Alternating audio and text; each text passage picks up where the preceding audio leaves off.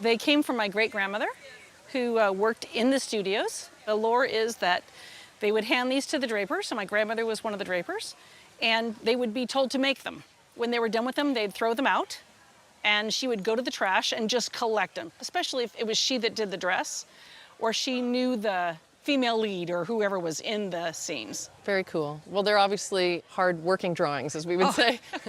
There's thumbtacks everywhere. There's coffee everywhere. There's pencil adjustments on them, notes, all kinds of things, yeah. Well, you watch the Antiques Roadshow, you hear us often say condition is everything. Yeah. And this is one of those rare cases where, yes, condition matters. However, the types of condition issues you have here are such, as we call it, honest wear. It shows that they were functional production pieces, which is what we like to see. They're fascinating. This one has some information on the back that identifies Rita and You Excite Me number.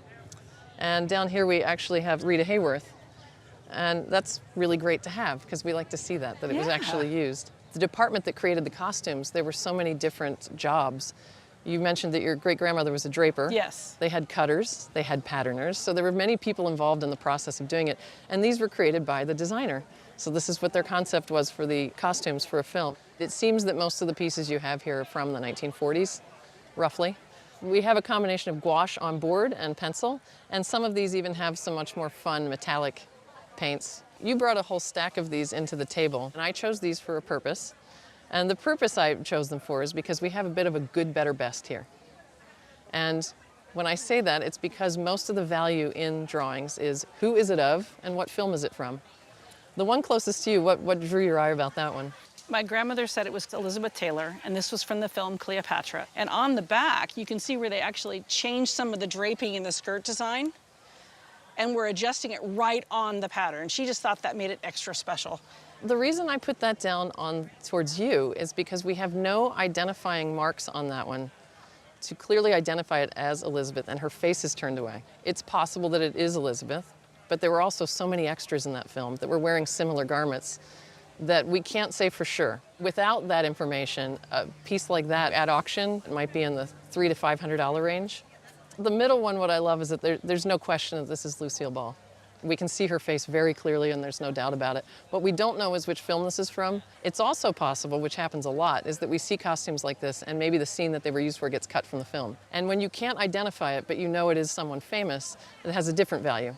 Now, Lucille Ball did so many showgirl roles in her early days in Hollywood that clearly it's from something like that. We just can't nail it down. So without knowing, but knowing it's Lucille, it's more in the $800 to $1,200 range. Now this one, I already showed the back of it that has the Rita Hayworth. It also gives us some further information that it's from the You Excite Me number. And that number is actually from a film, 1945, a musical called Tonight and Every Night.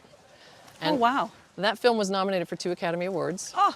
And that particular number from that movie, You Excite Me, is actually considered one of Rita Hayworth's best musical numbers captured on film.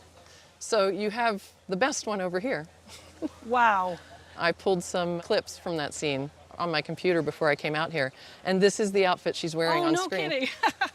I've never looked it up. They've just been family pictures. Because we have a big star and a moment we can identify with a costume that was used on screen, this would be more in the $3,000 to $5,000 range. Oh. Wow. For studio trash. Wow. Who'd have thought? Certainly not me. Thank you. Unbelievable. I never think of them as money. They're just friends.